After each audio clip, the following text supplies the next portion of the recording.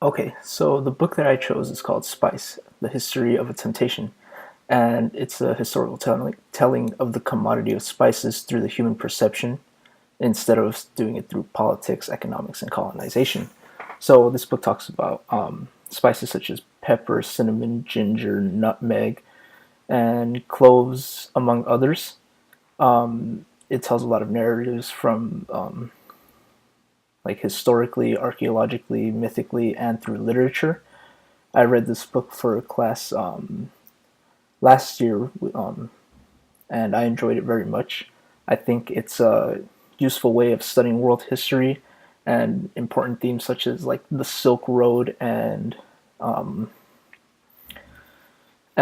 world trade and territories that were dominated in that time. Um, so some of the learning outcomes would again be themes such as international trade and territory.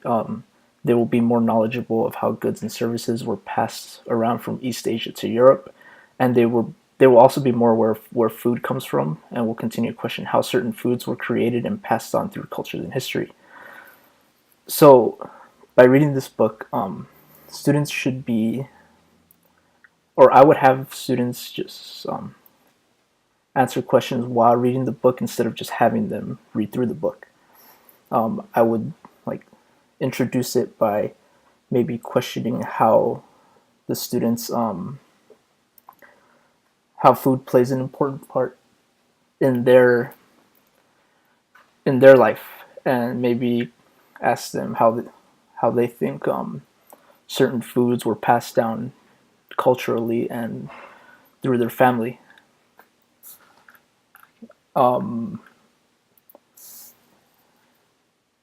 at the end of the day, the goal would be for the students to identify and comprehend key concepts of world history that connect to the Silk Road trade and geographical locations.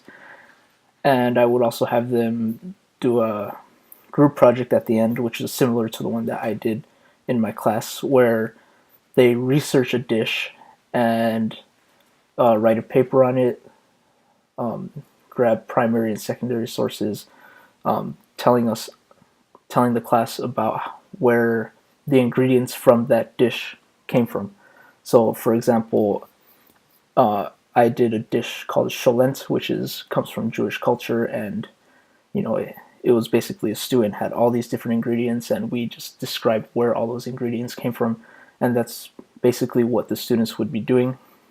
And I would also have them, optionally, if they would like to cook the dish for the class, they could have that opportunity too. I think it would be a great way to